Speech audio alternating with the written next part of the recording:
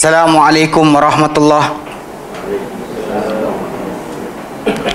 Bismillahirrahmanirrahim. Alhamdulillahirabbil alamin. Nahmaduhu wa nasta'inuhu wa nastaghfiruh. Wa na'udzu billahi min shururi anfusina wa min sayyiati a'malina. May yahdihillahu fala mudilla lahu wa may yudlilhu fala hadiya lahu. Asyhadu an la ilaha illallah wahdahu la syarika lah wa asyhadu anna Muhammadan abduhu wa rasuluh. Allahumma salli ala Muhammad wa ala ali Muhammad kama sallaita ala Ibrahim wa ala ali Ibrahim wa barik ala Muhammad wa ala ali Muhammad kama barakta ala Ibrahim wa ala ali Ibrahim fil alamin innaka Hamidum Majid. Rabbi syrah li sadri wa yassir li amri wahlul 'uqdatam min lisani yafqahu qawli, amma ba'd. Alhamdulillah, kita bersyukur kepada Allah Subhanahu wa taala kerana kita berkumpul lagi. InsyaAllah pada malam ini menyambung kelas pengajian kita berkenaan dengan akidah Islam berdasarkan manhaj salaf. Pada kali terakhir kita bincangkan, kita dah masuk kepada muka surat 55, itu berkenaan dengan tajuk akidah tauhid dalam dakwah Nabi Muhammad SAW. Mana kita bincangkan bagaimana akidah tauhid ini ada dalam dakwah baginda sendiri. Apa yang baginda dakwahkan atau seru adalah intipati utama dia adalah tauhid. Tak lebih, tak ada yang lain daripada itu. So, jadi kita seruan tauhid dilakukan Rasulullah SAW dalam bentuk berikut. Pertama yang kita bincangkan tentang 23 tahun baginda berdakwah. Peringkat awal dakwah adalah 13 tahun di Mekah. Baginda SAW menyeru manusia untuk menyelesaikan kalimah berkenaan, iaitu tadi Tuhan berhak disembah melainkan Allah Subhanahu Wa Taala, Muhammad Rasulullah. Okay? Itu dituju oleh baginda SAW selama 13 tahun di Makkah. Kemudian baginda habiskan selama 10 tahun di Madinah. Untuk tumpuan baginda ketika itu adalah kepada beberapa aspek perundangan yang ia juga perselesaian bagi tauhid. So anda kata, orang tu kata ini bukan buat tauhid. Kita beramal dengan akidah, dengan amalan Islam itu kerana tauhid yang kita anuti. Bila kita beriman Allah Ta'ala Tuhan yang berhak disembah, berhak untuk dipatuhi dan diikuti, maka segala yang diperintahkan oleh dia kita akan lakukan dan laksanakan. Itu perselesaian bagi tauhid. Kalau tak guna kita menghafazkan la ilaha illallah, tapi kita last sekali kita tak patuhi perintah Allah Subhanahu Wa Taala. Baik. B, dia kata Rasulullah SAW memerangi manusia bertitik tolak daripada akidah tauhid sehingga agama keseluruhan menjadi milik Allah. Tajuk memerangi manusia ni kena define sikit. Kadang-kadang ada timbul tajuk hadis ini dahulu bila masuk dalam hadis 40 yang jadikan oleh silibus oleh Kementerian Pendidikan, maka timbul orang bukan Islam persoalkan hadis ni. Dia hadis ni sebenarnya kalau anda kata tak diajarkan sekarang, telah diajarkan berpuluh-puluh tahun, bahkan daripada mula Islam diajarkan, memang kita belajar hadis ni. Tapi realisasi untuk hadis ini bukan macam dibayangkan oleh mereka. Tak pernah kita memaksa siapa untuk masuki Islam, meluk Islam, tak pernah kita paksa siapa. Bahkan hadis ini untuk menunjukkan kepada bahagian hadis ni, maksud asal hadis ni adalah bila di manakah duduknya kedudukan Islam seseorang itu.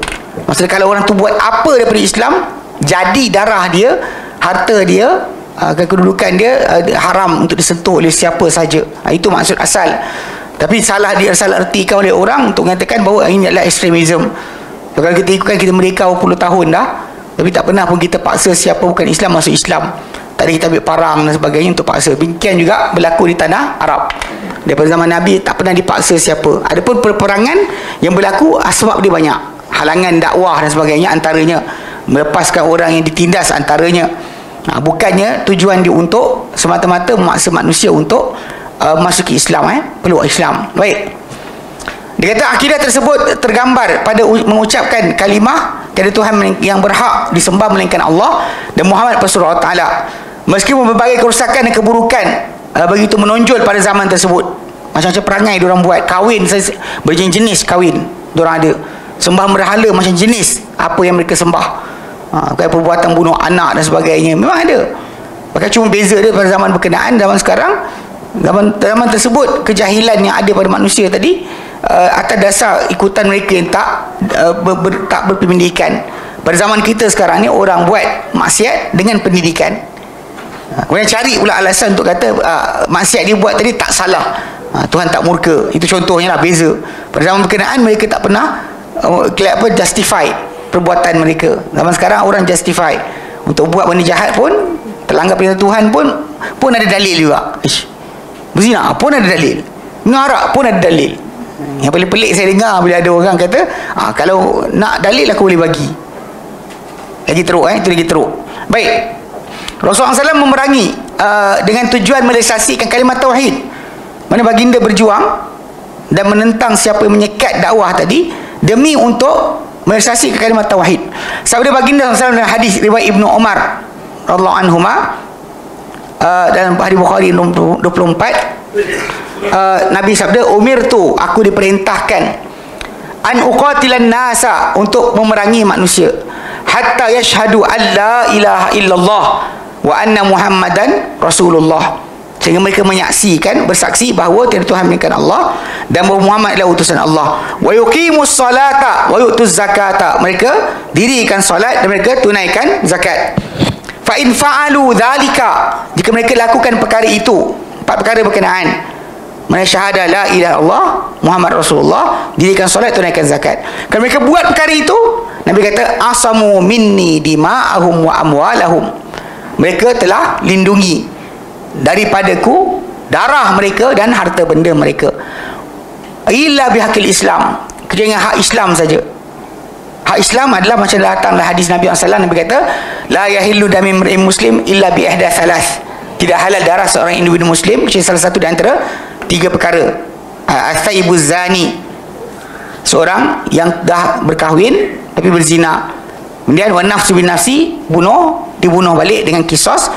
Wa tarikul diri al-mufarriqul jamaati, orang meninggalkan agama dia, memecahkan jamaah. Ni yang isytihar terang-terangan mahu untuk murtad daripada agama Islam. Ini 3 yang Nabi kata hak Islam. Kadang-kadang ada orang dilarikan, dia kata mana boleh bunuh manusia. Sebab kita kata dalam Islam ni, tajuk ini adalah dalam tajuk kenegaraan. Islam bukan hanya duduk di masjid, bahkan Islam adalah pentadbiran bagi kerajaan, pemerintahan. Macam kita dari segi asas dia, kalau kita ada pembelot kepada negara Malaysia, hukuman dia adalah simpan dalam penjara 30 tahun, bagi makan, cukup. Itu pembelot negara. Apa hukuman dia? Mungkin syarikat lah pembelot negara dia. Apa hukuman dia? Bagi rumah baru, kereta besar. Mana ada, bunuh lah. Itu realiti yang kita faham. Mana ada orang tu kata pembelot diraikan, diberikan hak sebagai seorang yang mana ada? Pergilah mana-mana negara pun, mana ada seorang pembelot pada sebuah negara dikira sebagai mempunyai peluang lagi untuk diberikan. Tapi dalam Islam, kalau orang tu murtad, disuruh dia patah balik. Kalau dia tak nak patah balik, dan baru diberikan tempoh, dan kemudian akhirnya dibunuh. Bukan automatik saja dibunuh. Itu tajuk asal. Tapi atas nama sebuah negara, ya. Tapi bukan kita yang buat kerja, yang beli pisau ke tikam orang. Dia murtad ustaz, cak tikam. Tak ada. Tak boleh. Negara ini semua ni, peraturan ini dilaksanakan oleh kerajaan, bukannya oleh orang-orang perseorangan. Okey, baik. Wa hisabum Allah, dan perkiraan mereka, mana hisab, perhitungan amal mereka terpulang kepada Allah Ta'ala. Maksudnya kalau mereka tipu sekalipun dalam syahadah, mereka tipu pada solat, dalam hati tak ada iman, tapi buat-buat beriman, maka terpulang kepada Allah Ta'ala. Itu maksud hadis ini. Realiti dia. Sebab tu dia bukannya hadis datang untuk kita pergi serang orang untuk masuk Islam. Bukan hadis datang untuk memberitahu tentang masalah hak seorang manusia itu yang mengaku seorang Muslim. Kalau dia tipu sekalipun dalam syahadah dia tipu pada solat dia, dan dia buat-buat bayar zakat walaupun sebenarnya dia tak redha dengan Islam sekalipun, maka terpulang kepada Allah Ta'ala. Kita tidak boleh keluarkan daripada lingkungan Islam hanya kerana apa-apa yang dia buat. Keluarkan bukan kerja kita. Tapi kalau andai kata dia masih lagi syahadah, dia laksanakan syahadah, dia kemudian dia solat, masih lagi bayar zakat, maka mereka adalah orang-orang yang dihalang darah dan juga darah mereka dan harta mereka daripada dirampas atau dicerobohi. Okay? Baik. C. Rasulullah SAW membawa Al-Quranul Karim yang diturunkan oleh Allah kepada baginda sebagai rahmat kepada sekalian alam dan manhaj atau disiplin hidup orang-orang Islam sehingga hari kiamat.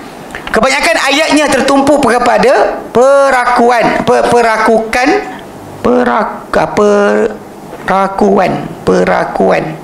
akidah. Perakukan tu tak ada, perkataan tak wujud. Perakukan tak ada, perakuan akidah dan memperkukuhkan asas bagi akidah, membebaskan ibadah daripada sesuatu yang lain daripada Allah dan memberikan ketaatan hanya kepada Allah Ta'ala sahaja, serta mengikuti jejak langkah Rasulnya sallallahu alaihi wasallam. Maka dalam ketaatan kita kepada Allah Ta'ala, ikut jalan Muhammad sallallahu alaihi wasallam, ya. Antara ayat pertama yang turunkan dan merupakan perkara pertama yang Allah Ta'ala perintahkan Rasulullah SAW lakukan ialah membesarkan, mengagungkan Allah Ta'ala, Allah Subhanahu Wa Ta'ala, di samping memberikan amaran keras kepada manusia supaya menjauhi syirik, membersihkan diri daripada dosa dan maksiat, dan menjauhi penyembahan berhala. Dalam surah Al-Muddathir, ini adalah ayat yang turun selepas surah Al-Alaq, yang ikut riwayat yang sahih dalam Bukhari. Datang yang pertama Nabi terima 5 ayat pertama surah Al-Alaq, kemudian terputus wahyu lepas Nabi jumpa Waraqah bin Naufal. Kemudian Nabi didatangi oleh Jibril alaihissalam membawa pada baginda sambungan wahyu dengan bermula dengan surah Al-Muddathir. Yang Allah firmankan, a'udzubillahi minasyaitonirrajim, ya ayyuhal muddathir, hei orang yang berselimut, kum fa'anzir, bangunlah dan berikanlah peringatan kepada manusia berkenaan dengan bahayanya menyekutukan Allah Subhanahu Wa Taala. Wa rabbaka fakabbir, dan Tuhanmu hendaklah kamu agungkan, kamu besarkan. Wa thiyabaka fatahhir, dan pakaian kamu hendaklah kamu sucikan. War rujza fahjur, dan kejahatan hendaklah engkau jauhi. War rujza fahjur. Wala tamnun tastakthir, yang kau mengimpikan untuk dapat banyak, mendapatkan banyak dan impi banyak. Wali rabbika fasbir, dan kerana Tuhanmu dan engkau bersabar. So jadi ini antara yang mula-mula lepas daripada pengenalan baginda daripada wahyu, yang mula-mula Allah suruh kepada baginda adalah agungkan dan besarkan Allah Subhanahu Wa Taala, amaran ke manusia tentang untuk menjauhi kesyirikan. Okey, kebaikan ayat Quran memfokuskan kepada akidah baik secara soreh maupun isyarat. Baik secara soreh ataupun pada isyarat. Mana soreh itu maksud terang-terangan, macam kata aminu billah wa bi rasuli, beriman kamu Allah dengan rasulnya, dan itu antara yang soreh. Tapi kadang kata yang lain-lain itu yang berisyarat daripada secara hin dipanggil. Sebutan kita faham maksud. Kebanyakan yang tertumpu pada tauhid uluhiyah, kebanyakan yang tertumpu pada tauhid mempertuhankan hanya Allah. Mempertuhankan hanya Allah. Bila kita kata uluhiyah ni, maksud dia, nanti kita akan masuk nanti, maksud dia yang layak disembah hanya Allah.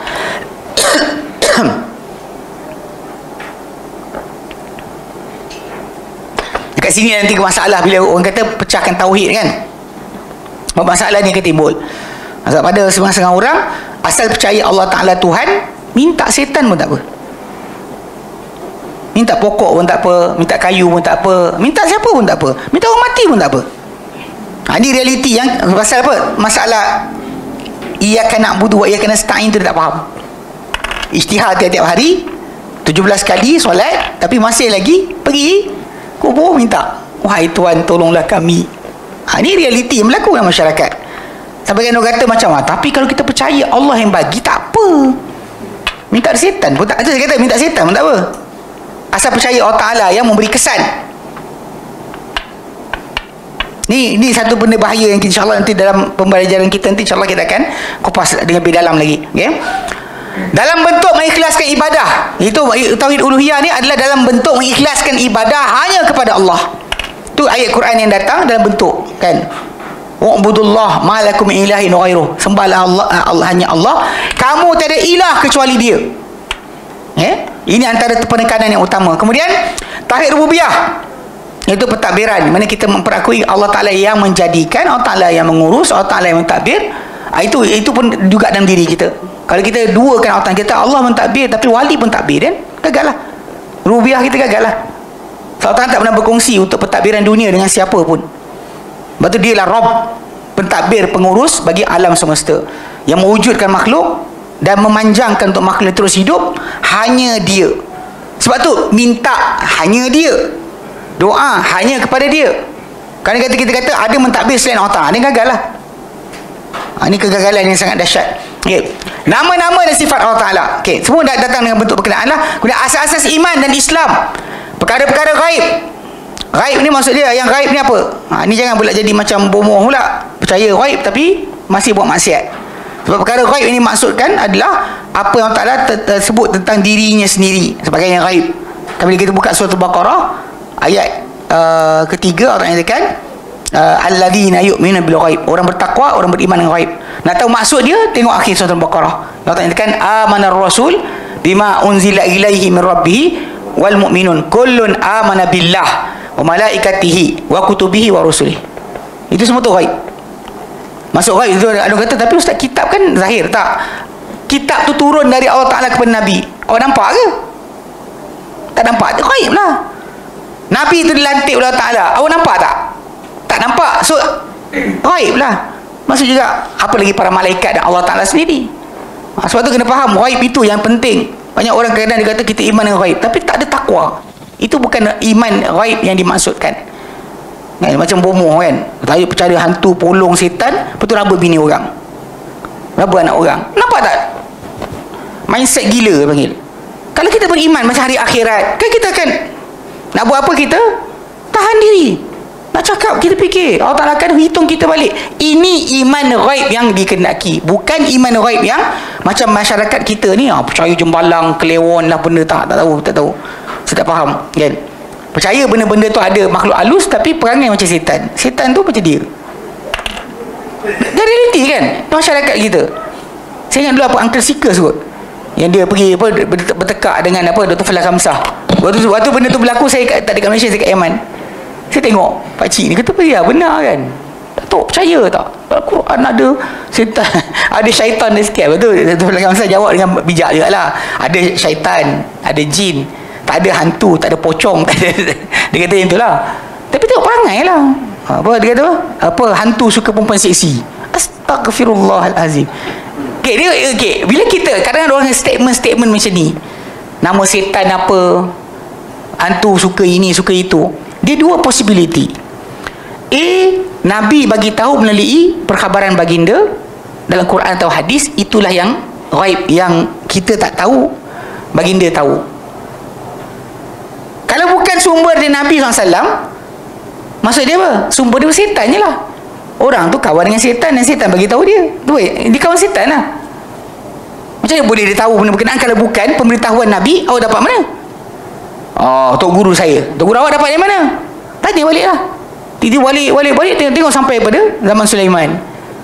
Setan bagi tahu. Kami suka makan ini, suka makan itu. Tapi dalam masyarakat apa? Arab kadang-kadang.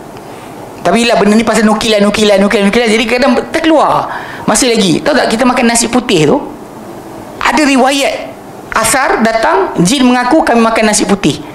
So bila kita orang Malaysia makan nasi putih tanpa berwarna, berperisa, budak-budak Arab kata, apa kau makan macam nasi jin ni, kata. Suka hati dia je. Kalau orang masak mesti nasi tu berwarna. Kita makan nasi putih, dia panggil makan nasi jin. Itu saya kata, dapat tahu mana? Kalau Nabi tak bagi tahu, mana awak dapat daripada jin lah. Awak kawan dengan jin ke? Soalan. Pergi jaga sikit. Baik, qadar yang baik dan buruk, apa yang berlaku pada diri kita, semua dengan qadar Allah Ta'ala. Apa yang berlaku sekarang kan di Palestin dan sebagainya, semua dengan qadar Allah Ta'ala. Tak ada benda, cuma tindakan kita akan menentukan pahala dan dosa. Apa kita tuturkan, apa kita cakap, kata-kata kita, itu akan dikira. Allah Ta'ala uji kita dengan baik dan buruk. Tak ada benda yang datang bukan daripada Allah Ta'ala. Jangan kata bahawa ini daripada Dajjal. Saya rupanya ada orang dia percaya bahawa Dajjal yang menyebabkan segala benda berlaku. Saya selama ni malas nak melayan kan, tapi pagi tadi saya tengok Mamat ni macam yelah dah jadi friend aku. Saya bagi tahu dalam kurungan, selagi masih friend. Saya cakap selagi masih friend, saya tegur. So saya kata gila budak ni. So apa tahu? Idea dia rupanya apa tahu? Kucak-kacir yang berlaku sekarang ni, punca dia adalah Dajjal. Dia kata mana kita tahu yang Dajjal walaupun tak keluar lagi, tapi dah buat kerosakan. Kau dapat mana? Rupanya pelik masyarakat Islam kita ni. Dajjal ni jadi macam apa?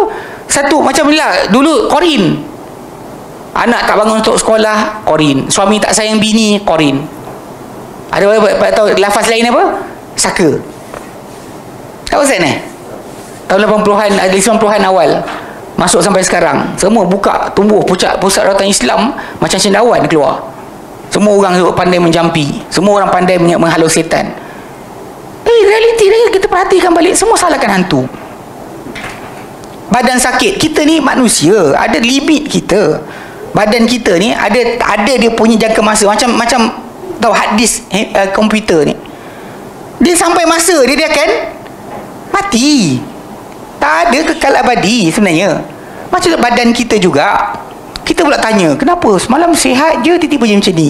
Dia lupa Allah Ta'ala boleh kata Allah Ta'ala pun nak jadi pada badan dia, dia tak tahu. Dia sibuk fikir kenapa. Last sekali tak jumpa fizikal, ni mesti hantu. Ada orang sihir kita. Astagfirullahalazim, kenapa?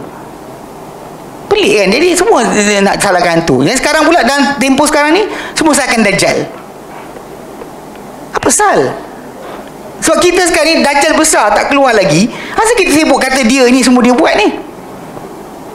Dia buat, dia yang aturkan. Ada percaya macam tu. Pelik betul. Tak tahu kenapa. Allah takutkan Dajjal lebih takut pada Allah. Betul. Takut Dajjal lebih takut daripada takut Allah Ta'ala. Buat maksiat tak apa, menipu okey, bohong tak ada rasa takut. Tak ada pun kat situ takut pada Allah Ta'ala. Tapi jangan ni, bimbanglah kamu akan Dajjal kan. Yang ustaz yang tak terang tentang Dajjal, ustaz tu kawan Dajjal. Sedap dia. Dia jaga sikit. 3-4 hari ni dengan berlakunya. Memang betul. Bila orang tanya saya kata betul. Dalam hadis Nabi kata, la taqumu sa'ah hatta tuqatilul yahud. Takkan berlaku kiamat sampailah kamu memerangi orang Yahudi. Hatta yakulu syajarul hajar, sampai akan berkata pokok dan juga batu. Dan pokok dan batu akan berkata, ya Muslim, ya Abdullah, hei Muslim, hei Abdullah, hei hamba Allah Ta'ala, hada Yahudi, ni ada Yahudi belakang aku, ta'al faqtuluhu, datang bunuh dia. Akan sampai peringkat itu. Bahkan Nabi sebut pula, kecuali pokok warqat, kan dia daripada pokok Yahudi.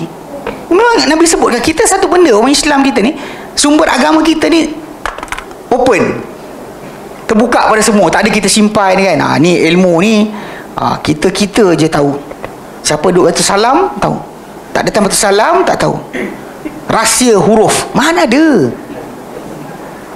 Agama kita ni semua lambak. Maksudnya kalau dalam Quran tu, buka lah siapa nak buka, belilah siapa nak beli. Tak ada sekian-sekian, digital internet ada. So anybody nak tengoklah sumber Islam. Kita belajar. Dan kita tak pernah pun dengan kita berbohong, sorok. Mana ada hadis tu, mana dia cakap yang tu. Tak pernah kita cakap tak ada ayat tu. Mana siapa cakap tak ada ayat tu? Dia kata ni ayat ni, ya, kita kata betul. Cuba setiap kali kita nak memahami, kita kata tengok pada apa yang Nabi SAW buat, apa para sahabat beramal dengannya, baru kita faham maksud atau pengertian ayat tadi atau hadis berkenaan. Kita tak akan sorok sumber tajuk ni, tapi sampaikan jadi macam kes, dah jadi sibuk. Amal tak buat, kelas ponteng. Bukan bahasa Arab takut yang tanya kan. Kalau betul itu kata, kita kadang-kadang tengok orang macam baru ni lah, waktu hari sports day anak saya, bismillah, tengok budak tu lari kan, kita duduk atas laju kan. Lepas tu dia bagi peluang bapak-bapak turun buat benda yang anak buat. Aku tengok tertongging semua. Baru tahu mengah sampai kan, hujung-hujung buat kerja tu rasa nak pecah jantung. Kita tengok orang sedap lah cakap. Dan dia tengok orang kan, bila tengok macam tadi lah belajar tadi kan, uish tak tahu ke, dan datang kelas baru dah tahu awak tahu ke tidak. Ini awal-awal dia lari, baru dengar lari. Lepas tu saya nak belajar bahasa Arab. Saya nak belajar bahasa Arab, bagi belajar bahasa Arab free pun lari. Yang bayar tak tahulah, alasan lagi kan, belajar tak pandai. Ini belajar free pun kita bagi soal, tanyalah pun nak tanya, tak nak juga. Apa jenis nak belajar tahu. Kena buat ni belajar tu buku ni Lughatan Arabiah yang pengarang dia meninggal baru ni. Itu untuk perbualan lah, untuk orang tak bercakap, perbualan mula-mula. Betul lah, awak kan nak berbual, kan nak bual bahasa Arab, tak payah kan. Jadi realiti dia, bila kita jahil belajar. Kita beramal, startlah beramal. Puasa sunat, buatlah. Baca Quran, buatlah. Nak tunggu apa lagi? Kiamat mendekat. Bukan maksud dia awak akan selamat kalau anda kata Mahdi keluar. Solat subuh berjemaah, tak pergi. Bagi alasan, Ustaz, diorang kunut subuh, kalau kita tak sunnah tu. Kalau malas cakap malas lah. Malas cakap malas lah, jangan tipu lah. Dah malas cakap malas. Ini dia bagi alasan pula, dia ada kunut. Ingat budak Imam Ahmad yang ngok-ngek tu kan, dia kena sibuk tajuk ni. Waktu saya terangkan berkenaan masalah kunut tu, dia beri lawan kan, poyo kan. Tapi realiti dia, kalau nak faham kan, memang benda ni jemaah tadi ada, kita ada khilaf masalah pilihan, tak ada masalah, datanglah. Ni jemaah tidak, apa tu, duduk lepak rumah main handphone. Apa tu, ni tak sunnah, tak sunnah, macam mana?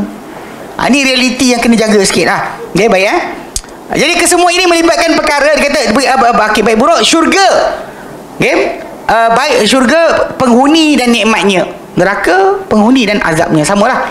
Kesemua ini melibatkan perkara asas akidah. Semua benda yang dibincang Al-Quran dan tajuk ni, semua ni melibatkan perkara asas akidah. Para ulama menjelaskan 1/3 daripada Al-Quran berkaitan hukum hakam, 1/3 berkaitan umat terdahulu, dan 1/3 berkaitan akidah. Bahkan sebenarnya semua itu akidah, bahkan berkaitan dengan hukum hakam, untuk tunjukkan adakah benar kita kata raditu billahi rabba. Kita kata aku redha Allah Ta'ala sebagai Tuhan. Di mana duduk redha tadi? Dengan kita patuh. Kata redha billahi rabba tapi tak nak buat. Kemudian ada sekali ni dekat Kuartus Guru Kampung Jawa, budak-budak main bola, kita nak solat. Muslim kan budak-budak tu macam cuak tau, nak lari ke ni. Dia main bola sepak-sepak tepi padang kan, tepi bangunan. Saya panggil, kita main solat. Muslim kan? Muslim. Dia saya tanya ni sebab Nabi tanya. Ni orang kata awak tanya orang Islam ke tidak. Nabi tanya dalam nak solat, ada orang, 2 orang tak tahu solat, duduk. Lepas tu Nabi kata Muslim. Dia kata Muslim, tak solat. Dia kata dah solat tadi. Nabi kata bangun, solat bersama orang ramai. Ini sunat. Cuma ini masalah adab kita dalam masjid lah. Ya, bila orang tengah solat fardu, kita main handphone duduk tepi, pasal dah jamak kasar. Walau kita kena solat sekali, itu adab dia. Ala kuliah Nabi tanya dengan soalan apa? Muslim? Baru ni hampir-hampir nak tanya. Orang jual burger, bunyi macam Muslim. Saya tengok kat meja tepi tu ada kasbut. Ustaz, esok Jumaat kan, sekarang ni ramai lepas PKP, kita tidaklah macam geng-geng yang konspirasi tu, tapi ada satu kekurangan dia, bila lepas PKP laki Muslim ni dia tak malu terang-terang tak pergi solat Jumaat. Gila. Boleh tak kita buat macam tu, tanya Muslim kan? Muslim kan? Tanya. Tapi kita tanya kalau tu macam Abu Talha boleh lah, dia silat kan. Siapa tak rasa tak kuat yang tanya lah. Dah lari-lari banyak, pusing padang buat apa. Ini orang gertak sikit, apa tanya-tanya. Korang janganlah takut. Takut Tuhan dah lah, takut orang manusia ni apa benda sangat pun. Habis-habis dia pukul 3 kali tempat das, lepas tu dia berhenti lah. LOD apa bendanya. Dengar, masa dia macam ni, masa dia kalau anda kata cakap, tanyalah Muslim, tanya soalan tu. Saya tengok atas meja tu, saya boleh burger. Tu kan, saya tengok atas meja tu ada tu, saya nak tanya tau. Tapi belum sempat saya tanya, tiba ada orang, seorang bukan Islam, India, duduk kat situ. Idea. Saya cakap, okay, mujur aku tak tanya budak tadi. Saya bunyi cakap bunyi Melayu, sambil-sambil goreng burger tu kan. Saya macam, kita tunggu, tengok atas meja tu ada kasbut, ada arak. Aku bilang, nak tanya tak nak? Saya nak beli, kita dah ada order. Nak tanya tak nak? Tapi lepas yang India tu duduk pegang, baru saya okay, dia bukan dia punya. Bawa dah, kadang-kadang mulut kita ni tak ni sangat kan. Soalan Muslim. Tanya Muslim tu, takkan Muslim je macam tu. Realiti dia kadang lah benda-benda macam, pasal itulah penzahiran bagi tauhid. Kalau awak Muslim tapi tak patuh Islam, awak apa? Apakah awak? Apakah anda? Ni macam Dr. Zakir Naik jawab dalam satu rancangan TV. Dr. Zakir Naik ada, Shah Rukh Khan ada, yang perempuan suka Shah Rukh Khan. Shah Rukh Khan ada. Kemudian ada pelakon-pelakon perempuan yang Muslim, betul, Muslimah namanya lah. Kemudian yang pengarah filem Muslim. Kemudian ada mullah cakap bahasa Urdu je, tak cakap bahasa Inggeris. So dia buat macam percakapan kan. Jadi ketika mula-mula tu best lah Shah Rukh Khan cakap, I am Muslim, I am a moderate Muslim. Saya Muslim, dia Muslim moderate. Mana saya hormat agama bini saya, bla bla bla bla bla macam tu. Jadi Dr. Naik dapat mikrofon, dia jawab apa? Dia kata there's no such thing as moderate Muslim. Tiada Muslim moderate, tak wujud. Dia hanya 3 je kategori. Practicing Muslim, Muslim yang practice Islam, partially practicing Muslim, yang Muslim yang mengamalkan Islam separa, dan non-practicing Muslim, Muslim yang tak practice Islam langsung. You can say about yourself, cakaplah apa kamu nak tentang diri kamu, dia kata, tapi kamu antara salah satu 3 tadi. Ada moderate Muslim kan, macam terbaru dia pergi dekat Kuil untuk promosi filem, pergi dekat situ sembah. Betul, orang kita gila lagi. Time McDonald nak boykot, dia tak boykot Shah Rukh Khan. Boykot lah, dia menzahirkan Islam dengan cara tersebut. Apa gila dia? Bukan perempuan dia, jantan pun ada. Okey. So memang bila sebut hukum sepertiga kan, berita terdahulu pun nak cerita tentang tauhid jugalah. So apa jadi pada orang menolak tauhid? Apa jadi pada orang yang menerima tauhid? Sama juga. Demikian tentang tajuk tauhid itu sendiri. Okey. Dia kata apa? Dia kata surah Ikhlas. Okey, surah Al-Ikhlas sahaja sudah menyamai 1/3 Al-Quran. Hal ini dapat dilihat daripada hadis riwayat Abu Hurairah anhu, Rasulullah SAW bersabda, "Qul huwallahu ahad ta'dilu thulutsal Qur'ani." Qul huwallahu ahad, surah Qul huwallahu ahad menyamai 1/3 Al-Quran. Menyamai 1/3 Al-Quran. Maksud isi kandungan Quran tu 1/3 yang ada mengenai Allah Taala itu hanya 1. Tak ada 2, tak ada 3. Surah Ikhlas mengandungi tauhid yang paling agung dan pembersihan Allah Taala daripada menyerupai sifat-sifat makhluk.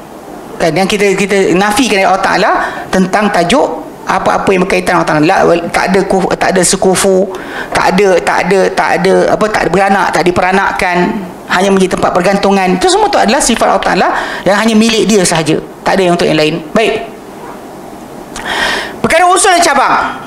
Perkara usul dan cabang, dia kat sini timbul masalah akidah ni ada tak usul dan cabang. Dengar dia kata menjadi kebiasaan kepada para ulama membahagi ilmu agama kepada ilmu usul dan ilmu cabang, atau perkara usul dan perkara cabang.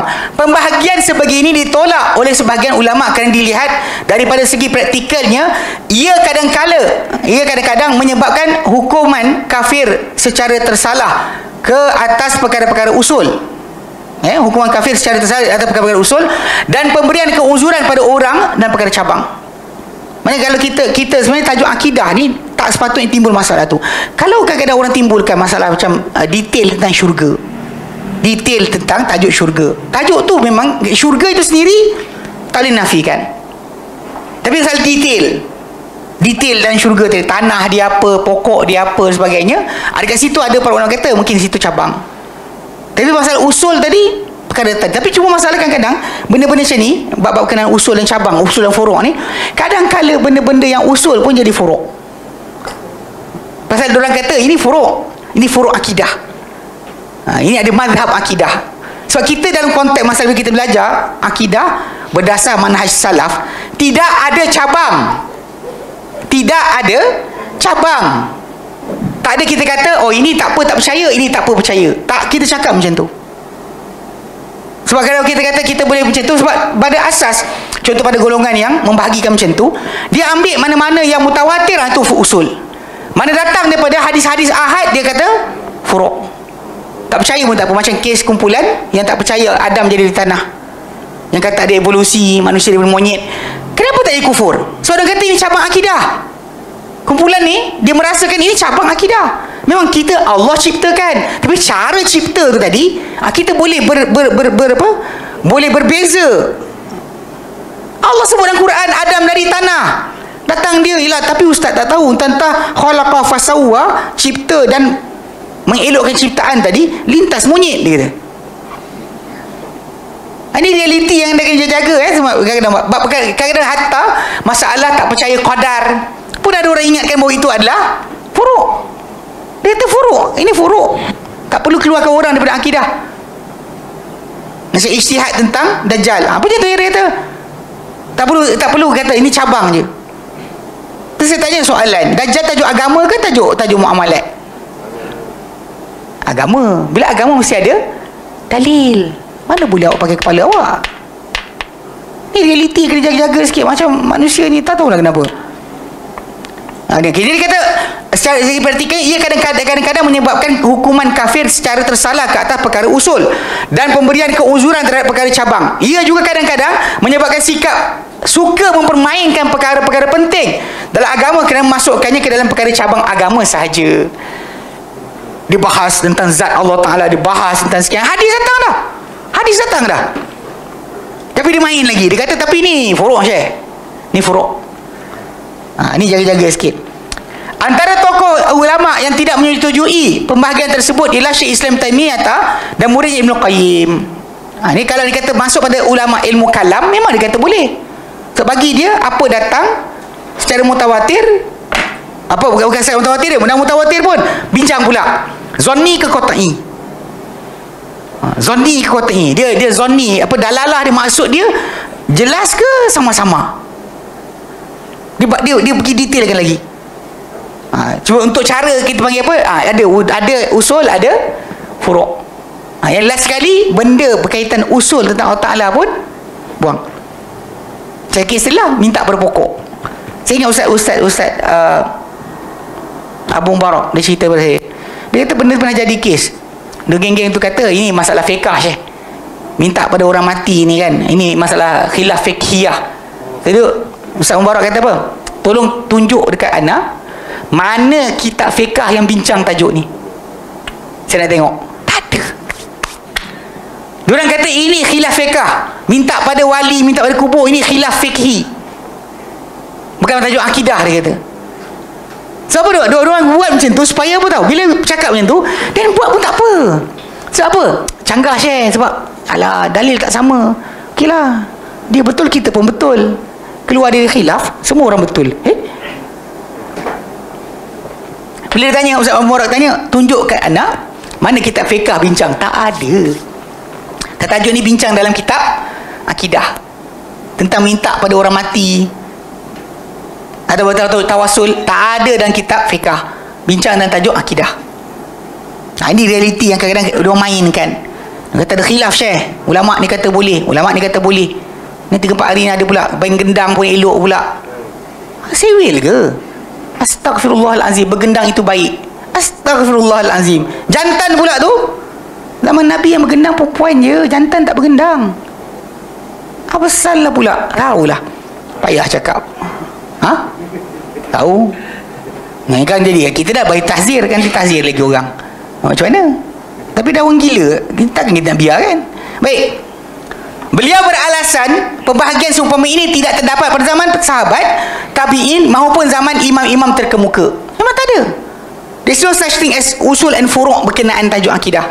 Sebaliknya diambil daripada golongan Mu'tazilah dan golongan ahli bid'ah seumpama mereka yang pecah-pecahkan, sebab mereka nak mempersoalkan tentang tajuk kalamullah, tentang tajuk masalah melihat Allah. So dia jadikan ini usul di furu'. Sebab apa? Sebab supaya mereka boleh bercakap. Pada benda furu', dia open. Kita boleh bercanggah. Kan? Bercanggah tapi setuju. Macam mana entah. Pelik tu. Kemudian ia diambil oleh fuqaha. Para fuqaha, ulama-ulama fiqah, sebahagian mereka mengambil tajuk lalu masukkan dalam kitab-kitab mereka. Asal Mu'tazilah punya, bukan datang daripada sahabat, bukan dari tabi'in. Tak ada. Kalau orang berkata contoh macam khilaf berlaku tentang Salman Al-Farisi menafikan tentang Nabi SAW telah Mi'raj. Kata-kata beliau banding dengan sahabat yang majoriti, kita katalah dia pasal sebagai seorang manusia dia boleh silap. Dia boleh silap berbanding dengan kesemua para sahabat yang mengatakan bahawa Nabi SAW telah Mi'raj, kan, menerima solat daripada Allah Ta'ala. Semua tadi tu banding dengan seorang yang ganjil. Takkan kita menangkan ganjil tu, dan ataupun kita kata kerana ada pecanggahan maka ini furu'. Memang realiti dia, kita dengar banyak orang dia kata masa Isra Mi'raj ni furu'. Maka kalau tak percaya Allah Ta'ala Mi'rajkan Nabi, tak kafir lagi. Sedangkan kita dalam surah An-Najm, kan, memang Allah Ta'ala sebut kan, tentang Nabi Muhammad SAW naik sampai Sidratul Muntaha. Bila orang kata walaqad ra'ahu nazlatan ukhra, dia Muhammad telah lihat Jibril pada turun kali kedua. Inda sidratil muntaha, di sisi sidratul muntaha. Indaha, di sisi sidratul muntaha tadi jannatul ma'wa, syurga tempat kembali. Nabi dah naik, dah disebut dalam Quran, tapi awak tak terima, kenapa? Oh, sebab ada para sahabat tak setuju. Ulang balik. Bila majoriti para sahabat ada pendapat dan jelaskan tentang maksud tersebut, maka kita takkan pakai yang seorang.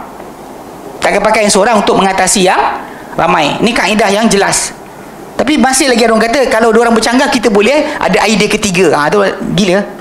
Tu realiti yang tuan-tuan tengah, yang orang sibuk masuk ni.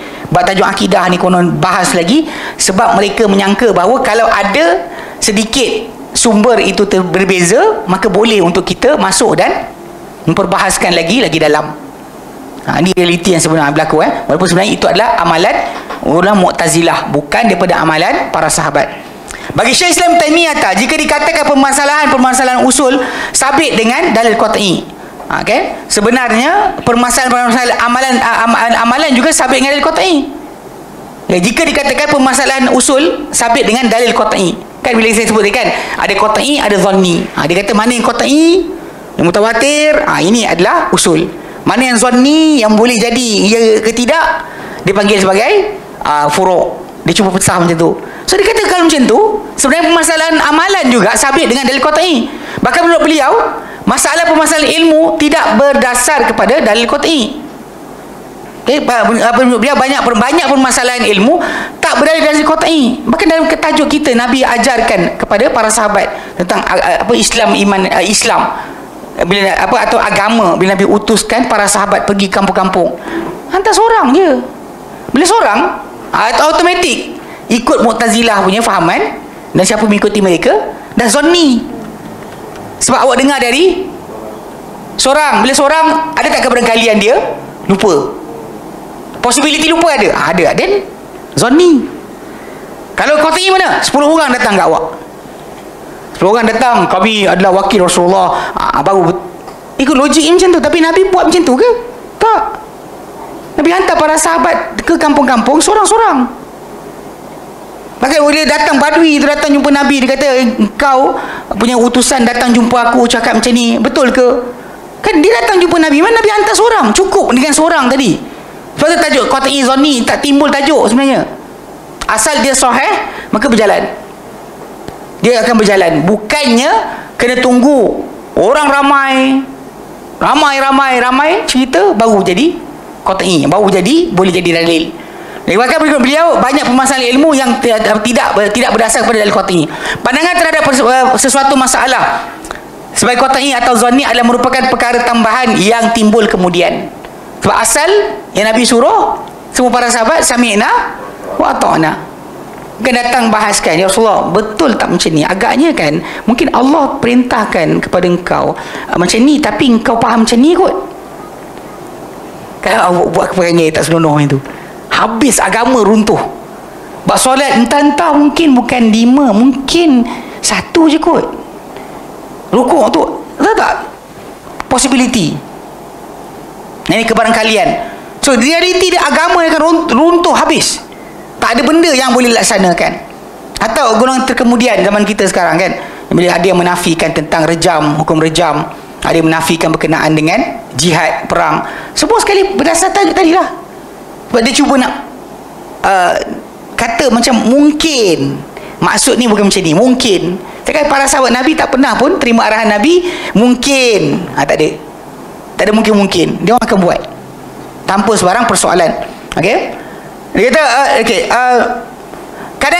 kadang-kadang sesuatu masalah itu dilihat sebagai qat'i di sisi seorang imam kerana sabit dengan dalil yang qat'i. Seperti orang mendengar sendiri hadis tersebut daripada Rasulullah SAW. Dia dengar sendiri, mesti bagi dia benda itu adalah qat'i dan memahami kehendak baginda daripada nas tersebut. Tetapi bagi tokoh lain dia bukan perkara qat'i kerana nas tersebut tak sampai kepadanya. Bukan aku dengar sendiri.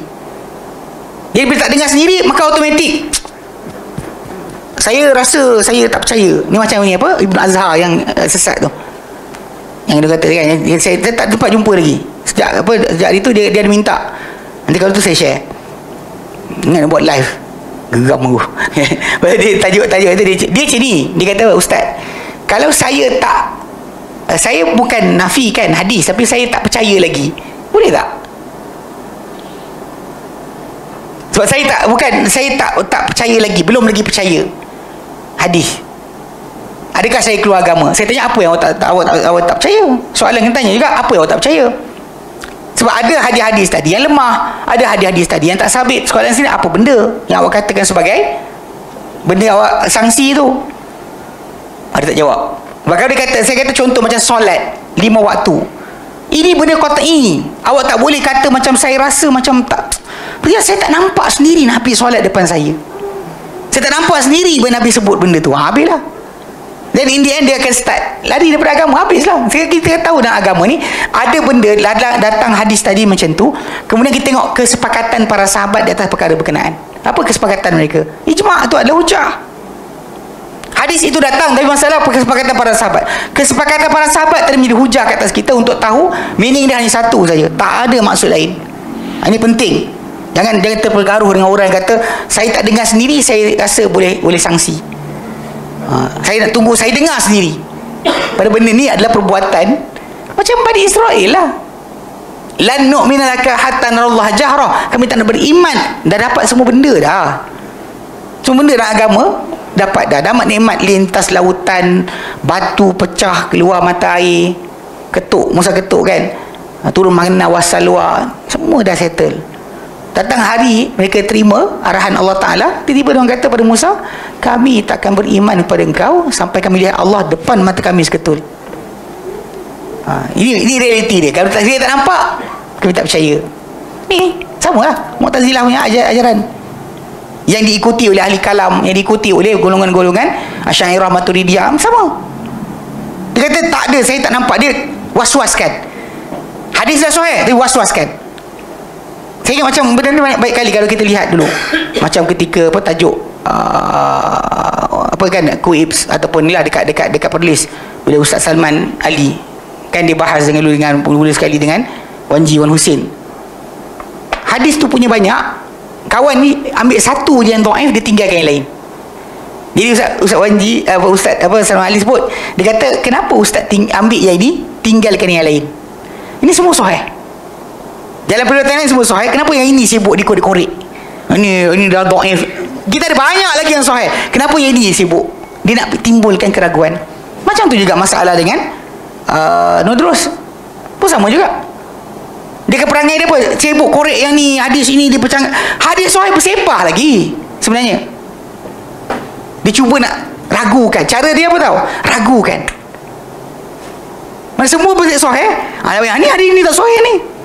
Kita buanglah ini, ambil yang sahih. Kenapa nak sibuk yang tak sahih ni? Yang tak sahih tu dia sibuk korek saja. Nak distract orang daripada cara berpegang dengan agama yang sebenar. Ini sangat bahaya sebenarnya. Banyak orang tak nampak bab ni. Sebab dia kadang timbulkan, bila hadis yang sahih ada, dia tak nak pegang. Yang sahih tu dia tak bincang. Dia bincang yang ada kesamaran. Kemudian dia dikembangkan kesamaran tadi supaya orang lupa tentang yang sahih. Sangat bahaya. Ini banyak memang dilakukan oleh ahli bid'ah. Memang buat macam tu. Benda yang sahih tak nak ambil, yang dhaif tu yang disebut dia besar-besarkan. Macam kes bila dia kata apa, berdoa dekat kubur Nabi. Kisah ini Malik Qudar lah, benda orang mimpi. Umar hidup, Abu Bakar hidup, Osman hidup, Ali hidup, tak golek pun kat kubur Nabi.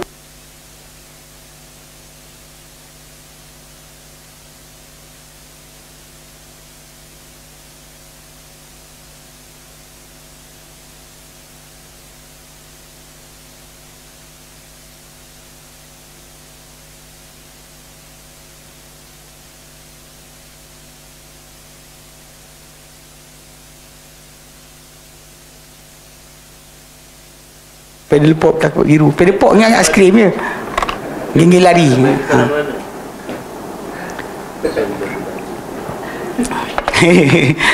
Faham je ni bahaya Banyak orang tak faham bab ni. Cara mereka kembang-kembangkan yang sahabat yang hidup tu, Khulafa' Ar-Rasyidun, kau ada ramai. Yang ramai ni ditinggalkan. Yang satu cerita yang tak sahih tu dia besar-besarkan. Ini adalah orang yang menjaga Baitul Mal Umar. Orang tu dia percaya dalam bab berkenaan sekian, tak percaya dalam bab hadis. Itu hukum yang biasa. Qori Quran kita yang kita sebutkan, Hafs bin Sulaiman Al-Kufi, dia lemah dalam hadis tapi dia imam dalam qiraat. Janganlah gunakan ayat tajuk tersebut. Kita ada sahabat itu sendiri tak buat kerja tu. Pelik betul, tak faham kenapa. Sibuk pokok Nabi lah, Umar tebang. Yang Umar dengan para sahabat lain buat, dia tak sibuk. Dia sibuk cari yang hadis ni ada datang. Kita tak jadi macam tu. Mana yang sama-sama tadi dikembangkan untuk jadi hujah. Mana yang hadis yang sahih, asar yang sahih para sahabat, tutup mata jangan tengok. Jangan tengok. Tengok ni kan masalah. Ni bahaya. Tapi realiti ni, ini kes Qata'i Zanni ni. Sebenarnya cara mereka untuk kelirukan orang awam berkenaan masalah dalil dalam akidah patut dipegang adalah seperti mana salafus soleh lakukan. Okey. Dia kata apa? Dia kata tapi tokoh lain ia bukan perkara qat'i kerana nas tersebut tidak sampai kepadanya atau tidak sampai atau sampai tapi tidak sabit di sisinya, atau kegairan mengetahui pendalilan yang terdapat dalam nas. Dia tak faham. Boleh jadi tu. Tapi itu realiti yang dia, bukan masalah dalil tadi. Bagi Imam Ibn Qayyim pula, pembahagian agama kepada permasalahan ilmiah dan amaliyah yang dinamakan sebagai perkara usul dan juga cabang tidak dapat diterima. Kenapa? Setelah itu dalam perkara yang usul, orang yang menyanggahinya dikira sebagai kafir atau fasik. Sebaliknya dalam permasalahan cabang, ia tidak mempunyai hukum tertentu dan tidak dapat digambarkan boleh berlaku kesalahan dalamnya. Maksudnya kalau ikutkan yang furuk ni, canggahlah, batalkanlah walaupun bertentangan dengan Quran pun tak apa. Sebab orang dah kata ia furuk. Bagi dia macam tu. Allah Ta'ala berfirman, Allah Ta'ala kata, tapi bukan. Allah Ta'ala tak berkata-kata. Allah Ta'ala perkata. Dia perbuatan tu jadilah. Bagi dia benda ni adalah ruang. Ada percanggahan tadi, maka dia pun jadikan hukum. Okay, bagi setiap orang yang melakukan ijtihad dalam permasalahan terlibat adalah benar. Bagi beliau juga sebenarnya pembahagian seumpama ini jika dirujuk dari segi istilah tidak dapat dibezakan antara perkara usul dengan cabang. Kita balik pada istilah masalah akidah, tak ada usul, tak ada cabang sebenarnya. Ia merupakan pembahagian yang tidak disokong oleh dalil daripada Al-Quran, daripada Alkitab, As-Sunnah dan juga asas syarak yang kukuh. Meskipun demikian, pandangan kedua tokoh di atas namun jika diperhatikan pembahagian tersebut tidak boleh ditolak begitu sahaja. Sebaliknya boleh diterima jika mencukupi dua syarat, iaitu pertama, melihat semula kepada batasan bezakan perkara usul dengan cabang. Macam sebutlah, syurga kena beriman. Masalah tajuk apa? Tanah syurga, daun dalam syurga, buah dalam syurga. Itu detailing yang kita kata benda tersebut kalau dalil tadi tak jelas dan sebagainya, atau kita rasa macam payah nak faham. Sebab kadang-kadang macam Ibn Abbas sebut, tiada dalam syurga kecuali nama je. Anything being mentioned dalam syurga tu banding dunia hanya nama. Nama saja yang serupa, benda tak serupa, tak sama.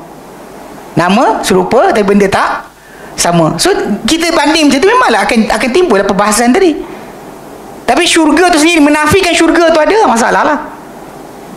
Menafikan sirat, macam kita dengar kan, ada ajaran di Malaysia pun ada beberapa orang tokoh-tokoh kadang terni sirat yang ditentangkan di atas neraka yang sebut dalam Quran tentang tentangan tersebut yang dikatakan lintas di atas sirat tadi. Ada yang menafikan, bagi dia benda tersebut adalah cabang, sedangkan benda tu bukan cabang macam tadi. Dia memang realiti ni nas datang menyatakan tentang perkara tersebut, tapi mereka cuba macam fikirkan kerana dalil tu bukan daripada Quran by words, bukan dengan kalimah Quran, maka boleh kita mungkin tak percaya pun tak apa. Ini masalah. Itu realiti kena jaga sikit.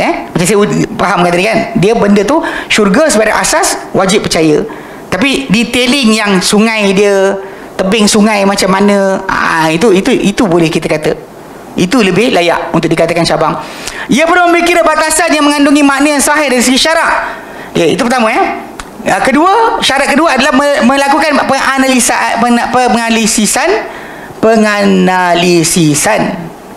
analisa lah secara ilmiah terhadap hukum hakam yang berkaitan dengan segala perkara usul dan juga cabang. Kita gabungkan semua sekali, tengok secara whole picture, dan kita akan nampak agak cabang ke atau furuk. Antara bukti yang menunjukkan kepada pembahagian tersebut boleh diterima ialah amalan yang dilakukan oleh Syekh Islam Taimiyah atas sendiri. Beliau kerap menggunakan ungkapan usul dan cabang agama, tetapi tidak dalam bentuk dikehendaki oleh ahli kalam. Disebut kan, tapi bukan maksud dia macam ahli kalam nak. Macam ahli kalam tadi, dalil tu qat'i ke zanni, dia main macam tu. Sedangkan kita pada tajuk asal, kita tanya qat'i zanni macam mana? Qat'i ni mana yang datang daripada Nabi SAW secara mutawatir. Zanni mana yang datang, kita tak macam tu. Kita tak faham macam tu. Okay, dia kata ia bermakna jika pembahagian tersebut diikatkan dengan batasan syarak yang sahih dan dibina pula di atasnya hukum-hukum syarak yang sahih, tidak ada halangan untuk menggunakannya. Hatta dalam masalah amal, kan amal kita macam tu, asalkan dalil itu ada. Tangan kita duduk mana, sini ke, kan, nak duduk macam ni ke, nak duduk macam ni ke, terpulanglah tangan kita macam ni ke, dia macam tu. Pada asas dia, bila dalil itu datang dengan dalil itu sendiri datang dengan keperbezaan, dan baru kita kata boleh terima lah. Bukan di atas dasar faham tak? Atas dasar apa tau, ini mutawatir, ni tak mutawatir, ini qat'i, bukan macam tu. Kalau tidak, dia jadi macam tadilah kita sebut, tak percaya Adam jadi dari tanah pun tak apa. Sebab apa? Sebab dia tak qat'i, dia zanni je, sabit dengan hadis. Cara Adam jadi sebagainya, macam dia bentuk Adam, itu realiti yang agak-agak masalah. Ya, baik. Sebab dia kata macam takkan saya salah untuk faham lain macam tu. Ya, baik. Dia kata ia dikaitkan dengan permasalahan istilah dan tidak ada hubungan hukum syarak. Dengan lain perkataan, pembahagian tersebut tidak boleh disandarkan kepada syarak yang menzahirkan hukum hakam syarak tertentu. Okay. Ulama mempunyai beberapa pendekatan tentang perkara usul dan cabang. Okey. Pertama yang sabit dengan akal dinamakan sebagai perkara usul, manakala yang sabit dengan nakli adalah perkara cabang. Ini terbalik ni. Tapi inilah di antara fahaman ahli kalam. Sabit dengan akal, terbukti dengan akal, maka dia adalah usul. Sabit dengan nukilan, mana dalil nas, ia adalah cabang. Okey. B, perkara yang dalilnya sabit secara qat'i adalah perkara usul, manakala perkara sabit dengan dalil zanni adalah cabang. Yang sabit dengan Quran, okey, dia kata ni mutawatir, ni usul. Tapi dengan hadis, ni furu', cabang. Kadang-kadang sampai ada ayat kita tegur orang kan, kita kata ni, dia kata, tapi ustaz cakap ni kan, ini hadis je kan, bukan Quran kan. Kita tengok dia kecil tau. Kecil makin kecil. Dia duduk jauh kita, kecil dah. Dia cakap macam tu, dia makin halus je. Ayat tu kenapa macam mana boleh keluar ayat tu? Ni dia. Okay. Si perkara ilmiah adalah perkara usul, manakala perkara amaliyah adalah perkara cabang. Anything yang relate kepada ilmu, maka dia usul. Mana pada praktikal, ia adalah cabang. Di perkara berbentuk tuntutan adalah perkara usul. Mana perkara-perkara bentuk percintaan adalah cabang. Mana apa dalam Quran datang arahan pada kita, itu usul. Apa datang ceritakan tentang apa terjadi pada umat terdahulu, pada apa akan terjadi sebagainya, ia sebagai cabang. Ini cara pembahagian para ulama kepada sebahagian tajuk usul dan furu'. Kesimpulannya dapat dinyatakan yang dikatakan perkara usul ialah permasalahan-permasalahan besar. Dia kata manakala perkara cabang melibatkan permasalahan-permasalahan kecil atau perincian, baik berbentuk ilmu maupun amali. Macam solat itu fardu. Tangan kita duduk mana? Ini furu'. Kita dah solat subuh itu fardu. Kunut subuh tu furu'. Mana kita tahu dia furu'? Para sahabat Nabi SAW yang macam tu, macam kisah Abdullah bin Mas'ud radhiyallahu anhu, ketika mana Uthman bin Affan radhiyallahu anhu, dia pergi solat 4-4 di Arafah, 4 Zuhur 4 Asar, sedangkan Nabi solat 2-2. Solat tu solat, okay. Zuhur dan Asar masih solat, cuma soalan buat secara jamak qasar ke jamak tamam. Uthman buat jamak tamam. Sebagi para sahabat, contoh macam Ibn Mas'ud radhiyallahu anhu, dia masih solat bersama Uthman, walaupun orang kata dengan dia, Rasulullah buat berapa? Dia kata 2-2. Abu Bakar 2-2, Umar 2-2. Uthman, inna lillahi wa inna ilaihi raji'un, istirja'. Lepas tu dia tanya dia, kau buat apa? 4-4. Dia tak canggah. Uthman punya perbuatan, walaupun dia tak setuju dari segi pengetahuan, tapi dari segi praktikal dia follow. Dia tanya kenapa, dia kata Nabi tak bagi canggah imam. Nampak tak? Jadi kat sini bila kita faham yang ini masalah furuk. Usulnya solat tu ada. Furuk dia tadilah tangan duduk mana, kunut subuh ke tidak, itu benda adalah furuk.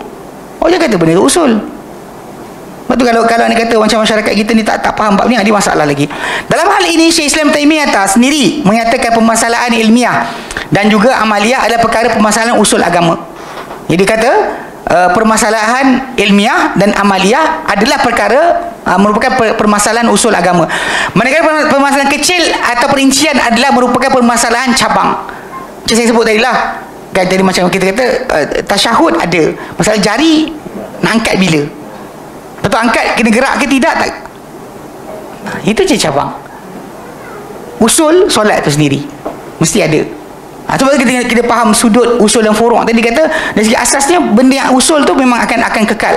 Okey, maksudnya cabang tadi kita kata kita berlapang dada pada masalah furuk. Tapi kita bimbang masalah akidah ni, ada orang menyangka bahawa kalau bukan pegangan macam ni, macam apa sabit dengan akal itu usul, apa sabit dengan nas itu furuk, habis langgar. Allah Ta'ala kata pun tak betul lagi. Allah Ta'ala kata macam, tapi ikut akal, ikut logik, habis. Ini sangat bahaya, jaga-jaga. Okey. Dia kata sini, ilmu tentang perkara-perkara wajib seperti binaan Islam yang 5. Itu solat, puasa, itu syahadah, solat, puasa, zakat, haji. Okey. Keharaman perkara yang zahir yang sabit secara mutawatir seperti ilmu tentang Allah yang maha kuasa atas sesuatu, maha mengetahui segala sesuatu, maha mendengar dan maha melihat. Al-Quran kalamullah dan seumpamanya, ia termasuk dalam perkara usul, bukan perkara furuk. Okey. Oleh kerana itu, sesiapa yang mengingkari perkara amali yang diijma'kan oleh ulama adalah kufur. Macam disebut tadi lah, bila budak tanya saya, dia kata kalau saya tak percaya hadis ni, saya belum percaya hadis, saya kafir ke? Saya kata apa yang awak tak percaya lagi? Sebut. Tapi dia tak boleh define, dia tak cakap. Kalau dia kata solat, kafir lah. Dia tak solat pun, dia tak solat. Sekelakar dia cuba mainkan apa waktu tu, dia cuba mainkan saya. Dia kata dia bawa cerita tentang apa kemalangan adalah kemalangan hari Khamis. Inna raziyata raziyal yaumul khamis. Ini kata-kata Ibn Abbas radhiyallahu anhu. Bila Nabi SAW minta kepada siapa dalam rumah dia, minta pen dan kertas, dia nak tulis wasiat. Umar dalam rumah berkenan, Umar larang. Umar stop. Umar kata cukup untuk kita Allah. Nabi tengah sakit, jangan bagi. Lepas tu ada orang kata bagi. Umar lalu bertekak. Nabi halau semua sekali keluar dari rumah, dan kisah tu habis kat situ. Jadi dia cupain kat sini, kata ustaz, perbuatan Umar cakap tu betul. Saya kata betul, sebab Nabi tak boleh menulis. Umar tahu benda tu, Nabi tak pernah menulis, tak boleh menulis. Jadi lepas tu bila Nabi minta pen dan kertas, Umar kata Nabi tengah sakit, jangan bagi. Bukan menyekat untuk Nabi menyampaikan wasiat, tak ada. Jadi Umar cakap betul-betul. Saya kata betul. Lepas tu saya kata dengan dia, awak tahu tak kisah tu berlaku Khamis, Nabi meninggal Isnin. Khamis, Jumaat, Sabtu, Ahad, Isnin. Okey. Cerita dia, pada hari Sabtu berkenaan, Nabi telah dipimpin, dipapah oleh 2 orang sahabat untuk bercakap kali terakhir depan orang ramai. Saya kata tahu tak? Saya tak tahu punya. Saya kata benda jadi Khamis. Nabi bukan mati hari tu juga. Kalau Nabi mati hari tu juga, barulah betul awak punya argument ni. Tapi Nabi hidup sampai hari Isnin. So macam mana? Dia kata mana tahu Ustaz tahu hari Khamis? Saya kata riwayat riwayat hadis tu datang. Di dalam Bukhari ada 5 riwayat. Satu yang dia pegang, yang dia cerita kat depan saya tu, tak sebut Khamis. Saya kata buka 1, 2, 3. Dia diam. Lepas tu dia kata, tapi Umar cakap tu cukup untuk kitab Allah. Tapi Ustaz tak cukup dengan kitab Allah. Saya kata Umar cakap tu betul, tapi faham macam mana? Umar cakap, okey, Umar cakap cukup untuk kita Allah Ta'ala. Umar solat, Umar mati ditikam ketika solat subuh. Engkau tak solat kan? Saya start itu, engkau tak solat kan? Macam mana awak nak pakai kata-kata Umar solat, awak tak solat? Dia nak pakailah kata-kata Umar cukup untuk kita Allah. Tapi Umar bukan fahamkan macam dia nak faham. Maka Umar bin Khattab solat, bahkan dia tak boleh nafikan pasal Umar kena tikam ketika solat subuh. Allahu Akbar, kena tikam. Macam mana? Gagal. Dia datang asar, kita orang solat tak solat. Lepas tu nak maghrib pun tak solat juga. Ini dia cuma nak mainkan. Tapi dia sebut tadi, mengingkari perkara amali tadi ijma' oleh para ulama adalah kufur, keluar agama. Sebenarnya orang mengingkari perkara ilmiah telah diijma' juga oleh ulama, dia kufur. Ijma' siapa? Atas. Bukan orang terkemudian, bukan orang Nusantara. Ni Ustaz, ulama Nusantara kita kata boleh je. Ni aci je. Ni gagal. Dia bukan macam tu. Okey, kesimpulan. Akidah Islam merujuk kepada keimanan yang tegas terhadap rububiyah, uluhiyah, nama-nama dan juga sifat-sifat Allah Subhanahu Wa Taala. Keimanan terhadap para malaikat, kitab-kitab, para rasul, hari akhirat, qadar baik dan buruk, seluruh perkara yang gaib, yang sabit, syurga, neraka, Allah Taala sendiri, hari mahsyar, semua sekali, adab kubur, gaib, asas-asas penting agama, perkara yang telah diijmakkan oleh as-salafus salih, serta menuju akidah juga kepada penyerahan diri yang lengkap lagi sempurna kepada Allah dalam aspek perintah, hukum hakam, ketaatan dan ikutan terhadap Rasulullah SAW. Akidah Islam bila disebut secara umum, maksudnya adalah akidah ahli sunnah wal jamaah. Disebut akidah Islam, akidah ahli sunnah wal jamaah, bukan akidah Maturidiyah, bukan akidah Asy'ariyah, bukan akidah Mu'tazilah, bukan akidah Jabariyah, bukan. Akidah Islam adalah apa yang dipegang oleh salafus salih. Ia merupakan agama yang Allah redha untuk dipegang oleh para hambanya. Ia merupakan akidah generasi umat Islam 3 kurun yang pertama. Itu zaman sahabat, tabi'in dan juga tabi'in. Mana kalau kita sahabat, tabi'in pada zaman apa orang yang jumpa sahabat, tabi'in siapa? Imam Syafi'i, Abu Hanifah, Malik bin Anas, Ahmad bin Hanbal. Ini orang-orang yang mereka ni tabi'in. Jadi tengok dekat situ ada tak fahaman berkenaan seperti yang mereka dakwa. Itu simple, sangat simple. Okey, baik. Alhamdulillah kita habis di situ. InsyaAllah kita sambung lagi nanti berkenaan dengan keistimewaan akidah Islam. Okey, baik. Ini soalan. Apa beza sahih dengan soreh?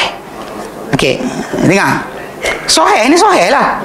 Soreh ni jelas daripada dalil, daripada Quran atau hadis. Memang ada kadang-kala lafaz itu datang dalam keadaan tidak jelas. Tidak jelas. Maksud tidak jelas tadi, bagi kita yang tak tahu tentang akhirat, syurga neraka macam mana, tak jelas pada kita macam mana akan jadi. Contoh, Nabi sebut berkenaan dengan Dajjal nanti bawa segunung roti. Orang kata, ikut pada kita, ia jelas pun. Tak ada kekeliruan dekat situ. Nabi tak ada kekeliruan kita pun. Tapi diorang kata macam mana dia bawa? Pakai kapal terbang ke? Mungkin WHO punya kapal terbang. Mungkin. Nampak tak dia? Okey. Soreh ni jelas. Macam mereka sebut, aqimus salah. Dia tak ada kekeliruan dekat situ. Tak ada kekeliruan dekat situ. Tapi mereka kata macam benda, macam tajuk yang agak kita panggil apa, tidak soreh, tidak jelas, sampai para sahabat pun tertanya-tanya. Contoh macam pewarisan harta bagi dipanggil kala lah. Orang yang mati tak ada bapa, tak ada mak, tak ada bapa, tak ada anak, diwarisi oleh adik-beradik. Kat situ ada percanggahan sikit macam mana dia punya definisi. Bila definisi dipercanggahkan, itu dipahami bahawa tidak soreh. Hatta para sahabat Nabi pun macam, kenapalah aku tak tanya hari tu, dia cakap. Umar tanya, aku lupa nak tanya Nabi. Jadi bila kalimah macam tu bagi tak soreh. Dalam tajuk soreh tak soreh ni, dia tak pernah jadi masalah. Macam kes orang tak setuju Dajjal mata buta sebelah, dia kata tak soreh. Saya kata kenapa? Sebab takkanlah Dajjal tiba-tiba keluar mata buta, dia cakap tu. Nabi kata macam tu. Ikut Nabi soreh lah. Bahkan Nabi kata atas dahi di kening dia ni akan tertulis kafara, kafir.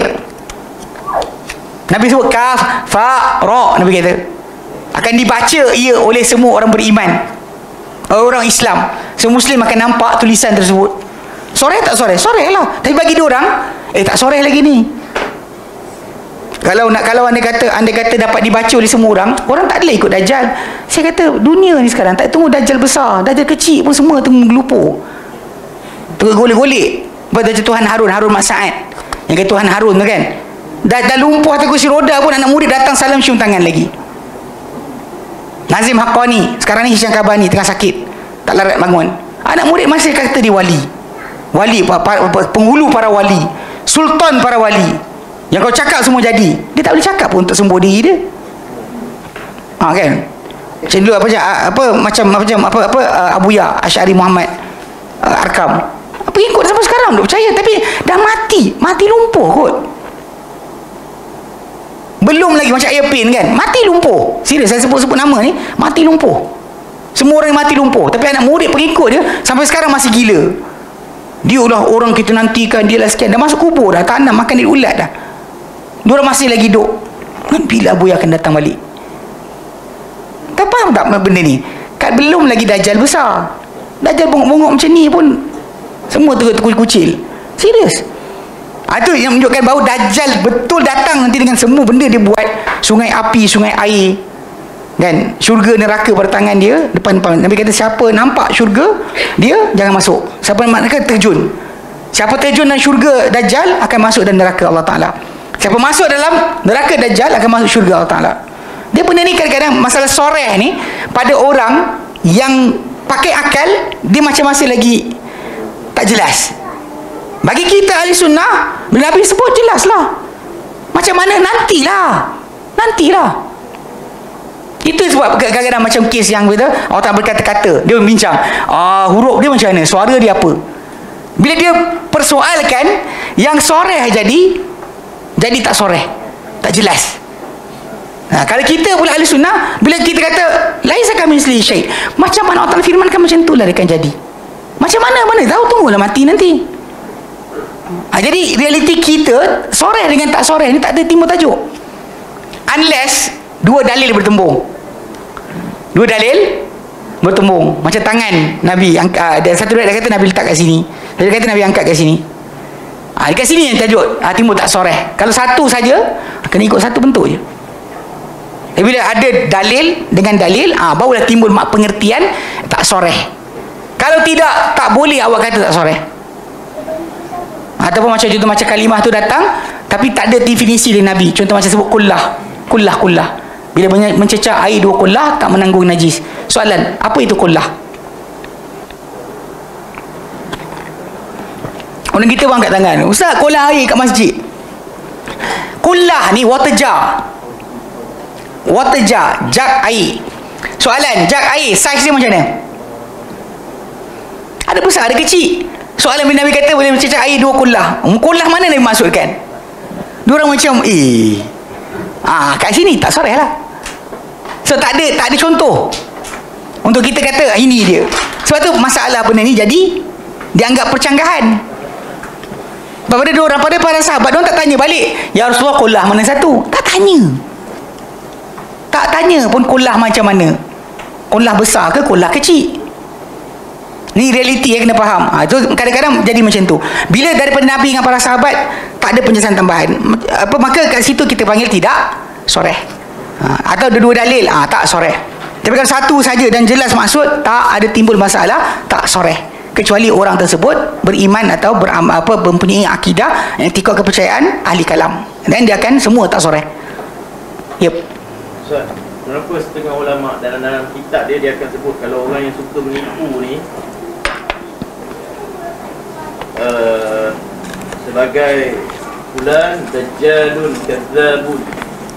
Sebab actually pasal dajjal ni, maksud dajjal tu adalah dajjala, maksud asal dia adalah menutup kepenipuan dengan kebenaran, menipu. Dajjal ni kalimah yang boleh sebut panggil kepada orang suka menipu, panggil dajjal, menutup kebenaran dengan penipuan. Dia tutup. Mana tutup penipuan dengan trik, dengan kebenaran. Dia macam dajjala. Bila kita pergi dekat unta, kalau unta ni kan kalau kena kutu banyak, diorang ambil tar, tahu tar kan, minyak, macam minyak tar tu dia sapu, lumurkan. So jadi dia kata perbuat melumurkan unta tu dengan tu dipanggil dajjala. Hitamkan terus. So jadi kita cover up yang ada dengan sesuatu yang lain, beri dajjala. So, dajjal ni maksud asal dia adalah menyembunyikan akan kebenaran dengan kebatilan. So orang tak nampaklah kebenaran, dia tipu. Orang ingat dia betul, dia bohong. Orang ingat dia jujur. ada kaitan tak dengan yang hadis akhir zaman akan keluar Dajjal kecil, pendusta. Dajjal yang Nabi sebut tu banyak. Actually kalau ikutkan, bahkan Nabi palsu, ada juga Nabi palsu zaman Nabi SAW sebutkan tu, ada para ulama namakan mereka mengaku sebagai Nabi. Ada yang faham macam tu. Pasal memang ada orang di zaman Nabi wafat sampai dah sekarang masih lagi duk claim sebagai Nabi, sebagai utusan Tuhan. Lepas tu tengok ni macam dekat dalam masyarakat India, Sai Baba yang rambut kembang tu kan. Dia buat macam tu keluar emas. Dia keluar emas. Kan? Tapi bila sampai peringkat umur dia tak larat, tak ada pula macam dia sihat balik. Kalau betul kun fayakun lah. Betul tak? Mati juga. Jadi tapi pengikut tu tak faham lagi tau. Dengan macam dia mati pun, dah makan tanam pun, kepala pengikut tadi. Itu saya kata belum Dajjal besar, baru Dajjal kecil datang.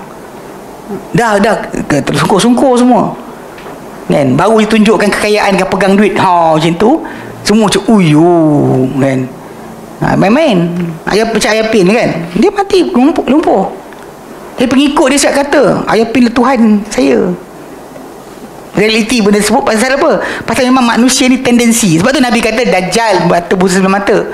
Memang terang-terang macam tu pun akan orang ikut juga, walaupun keadaan macam tu. Okay? So, jadi macam kalimah Dajjal tadi, itu kalimah yang para ulama sebut Dajjalun Kadzabun tu, memang itu adalah pasal Dajjal ni menyembunyikan akan kebenaran dengan kebatilan. Benda buruk, benda salah, orang nak ditunjukkan macam betul atau baik. Itu Dajjal. Jadi yang bila ulama tu refer fulan Dajjalun Kadzabun tu bukanlah maksud fulan tu Dajjal, maksudnya fulan penipu dahsyat kan. Bahkan Imam Malik pernah lafazkan kepada Ibnu Ishaq, pengarang kitab Sirah Nabawi Ibnu Ishaq tu, dilafazkan oleh Imam Malik kepada dia Dajjal min Dajajilah. Sebab dia kata apa? Okey, punca dia sebab apa tahu? Orang datang jumpa dia, dia kata macam ni, bentang pada aku ilmu Malik, aku tunjuk mana betul mana salah. So Malik dengar, marah, cakap macam tu. So kadang-kadang kata-kata tersebut bukan kerana memang dia Dajjal, tapi kerana geram, gaduh dengan orang panggil kita setan. Boleh jadi nak mengatakan bulan ni pendusta. Okey, macam tu, macam apa, awak ni bergaduh dengan sekian-sekian, lepas tu dia kata orang ni setan. Bukan syaitan betul. Yang bercakap tu pun bukannya ni. Dia boleh je cakap tidak atas dasar amarah yang ada pada dirinya, bukan kerana memang orang tu setan. Kita gaduh dengan orang, ini jiran setan ni, macam tu. Apa dia kata apa? Neighbor from the hell. Jiran dari neraka. Contohnya tu lah. Dia bukannya kalimah yang patut dia. Bahkan pasal dia orang sezaman. Every time ulama ni sezaman, bila berlaku kata-kata di antara mereka, digulung tidak diriwayatkan. Sebab bahasa dasar manusia, diorang ada je amarah.